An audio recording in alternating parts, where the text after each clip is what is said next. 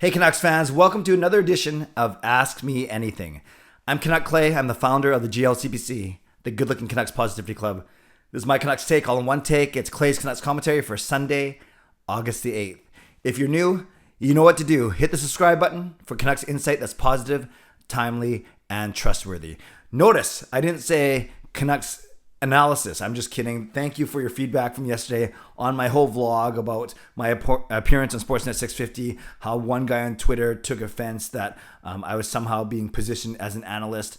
Really enjoyed your feedback from yesterday. I'll take some time to get back to most of your comments later, but thank you for that. And yeah, bottom line is I was just happy for a platform to share my passion, knowledge, and insight on the Vancouver Canucks. So thanks again for that. Tonight, members only live stream. We do it once a month, so we'll start at 10 p.m. per usual, but it's only for members of the Hall of Fame, franchise, or all-star levels. 10 p.m. tonight. We'll see you right here on YouTube. Okay, it's Sunday. You guys came through with a bunch of questions yesterday, so I'll get to as many as I can in the next 10 minutes or so. So let's get right to it with our weekly Ask Me Anything. Enzi, a name I haven't seen before, asked two questions. Number one, don't you think playing Miller at 3C is a total waste of his talents? Personally, I do. Yes, I would agree with you. I wouldn't call it a complete waste because there are things that he can do well at the 3C level, including face-offs, controlling playing the neutral zone, creating offense. But I do think that the Canucks lineup is strongest when you have them on the top line with Pettersson and Boeser. That's why you got Jason Dickinson, although yes, Dickinson can play the wing as well. But I'd like to see Dickinson starting in the 3C, and I'd like to see Miller play on the top line with Pettersson and Boeser for sure. Second question, and I actually did a vlog about it about a week and a half ago. Andy also says, is PD a point per game player if healthy? Absolutely. He's almost a point per game player. I should say it like this. When he's healthy, he's shown to be almost a point per game player. He's only going to get better, stronger, more confident. So yeah, I don't think he's like a 1.05 or 1.1 point per game player. Like he's not going to get, say, 95 points in 82 games. But if he did a full 80 to 82 game season, I could see him getting 80 to 82 points. So yes, I would say he's a point per game player when healthy or right around that mark. Maestro, what would you do if you lose your star player on an offer sheet? I'm not sure if you're talking about what would I do personally or what the Canucks would do. What I would do is, I would kind of analyze what the offer was, if it makes sense. Do the Canucks, it sounds like you're saying what would you do if you lose them? Well, then you have to look and say, is there anything that the team could have done better to prevent this from happening? And what would the team do if they lost their star player? Well, then you have to look forward to the compensation you get. There's always going to be a decision to match or not to match. And if you don't match that offer sheet, then I guess you look ahead and try and sell your fan base on the rich haul of picks that you get back. If you're hinting that might happen with Pettersson, I'm not too worried about it, but that's just me. Matt W., would you rather have Podkolzin or Caulfield? Good question. Caulfield obviously had a really great start with the Canadiens last year, but I am intrigued, not just because he's our pick and not because he's picked 5 spots higher. I'm looking forward to seeing what Podkolzin can do, maybe more of a complete player. Caulfield obviously with the wonderful offensive talent, but I'm looking forward to see what Podkolzin do. So I'll take Podkolzin right now over Caulfield, but get back to me in a couple of years. And then similarly, Noah says, hi Clay, who are you more excited to watch this season, Rathbone or Podkolzin? I think Rathbone is going to catch more people by surprise. I love his game, and I've been high on his game ever since I saw him at the end of last year. But there's been a lot of hype around Podkolzin for the past 2 seasons. We've been waiting to see what he can do both offensively and defensively and just bring his man-beast game to us. So if I had to pick one, I would pick Podkolzin slightly over Rathbone, but I'm excited for Rathbone as well. David Saunders says this, do you think Hughes and Petey get signed before training camp? And what effect would it have on camp if they didn't? And then Oxy Gaming says, do you believe Quinn or Pettersson both get a long-term, short, or both get separate lengths? If you believe they get separate lengths, who do you think gets the long-term? Great question. So I combined both of these together, and then a fangirl, I didn't type it out, but I think Fangirl also asked if I'm worried if Pettersson and Hughes are going to get signed. So let's lump all 3 questions together. No, I'm not worried that I'm not worried that they won't get signed. I'm not worried how long it's taken because I believe the Canucks management was truly focused on the two drafts, the expansion draft and the entry draft, and then obviously the buyouts and the trades all around draft day and free agency. So that was a very busy month of July. I know they've been talking with Pettersson and Hughes' agents. The agents have been talking in the media. Nothing bad so far. So I do think it's on track. I do think they knew this was going to take all summer. And remember, Hughes doesn't have that much leverage from his he's a 10.2C, meaning he can't file for arbitration, nor can he have an offer sheet placed on him. So there's a little less pressure, a little less urgency for him. I think PD's the one you got to focus a bit more on. And to answer your question, I think PD, if anything, would get the long term, whereas Hughes will get the short term. You want to lock up PD now if he's ready to do so. Hughes, he's seeing the Makar, the Heiskanen, the Seth Jones, the Zach Werenski's, the Darnell Nurse contracts, and as I said on Sportsnet 650, he's seeing those numbers crazy. So I don't know, you can't do PD and Hughes long term together.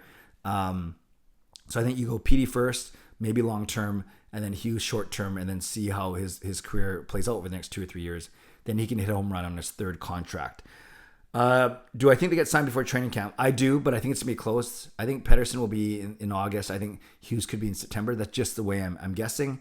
What effect would it have on camp if they didn't? Not a huge effect. Obviously, you're going to save that first line, center line spot for Pettersson, that left shot D, whether it's 1 or 2 for Hughes. So I aside from a couple more guys will get extra opportunities to show, I don't think it'll be a distraction. I hope not. Actually, now they know Canucks media, I'm sure it will be. But I'm not too worried about it, is my point. So although Pettersson could go long and Hughes get short, I have a feeling that both will get short-term contracts of 3 years, quite frankly. See edits. Actually, let's save that one to the end because it's the only non-Canucks question today. Michael, let's assume next season does not go according to plan, even though Podkolzin plays well and Hughes and PD get signed, Benning is removed. Do any GMs out there interest you? How do you feel about Luongo taking the GM job? Luongo is my favorite Canucks player of all time. I just have a feeling he wouldn't want to come back to this market given how he left it. And I think he's liking what he's doing with Florida and Team Canada. The three names that come off the top of my head, I like Lawrence Gilman. I don't know if he'd come back. I thought he was great here. Mike Gillis intrigues me. I know that he's a polarizing figure. And there's one guy who I hear on the TV a lot, or see on TV, named Mike Fuda. He was part of the LA Kings organization for a long time. I think he's hilarious when I hear him talk on the radio or see him on TV. I'd have to do a little bit more research into how good he actually was as a GM or AGM, whatever he was in LA. But those are 3 names for you: Gilman,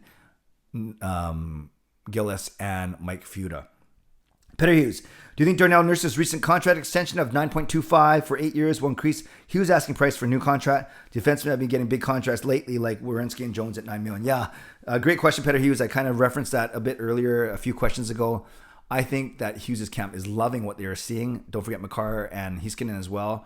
But that's why I think the Canucks will push for a short-term contract, so they not necessarily have to match those $8.5, $9 million contracts that are being given out right now. You go short-term between 6 and 7, and then you worry about that for the third contract. That's what I would do if I were the Canucks. Lastly, C-Edit says this: the most memorable Canadian Olympic moment for you. So many good ones, including all the sprints, Andre DeGrasse, Penny Oleksiak in the pool, but without a shadow of a doubt, it was the Canada win over Sweden in women's soccer, because a few days earlier we got up to see Canada beat the US, and that was pretty fun. And then we get to the penalty kicks against Sweden, and we score the goal to tie it up after going down. And then of course we win in such dramatic fashion, where Sweden had 2 chances to seal it and they couldn't. 1 save and 1 shot over the bar. Canada comes through in the clutch, a girl from Vancouver scoring the winning shot, and then the winning kick, and then of course Christine Sinclair winning her that elusive gold medal. So I think there's so many feel-good stories there, really captured. Individual events are fine, like DeGrasse, like Oleksiak, like many others. But when you do something as a team, and a team that really captured the hearts of the nation, so to speak, I'm going to go with the Canada win over Sweden for the gold medal in women's soccer as my favorite moment.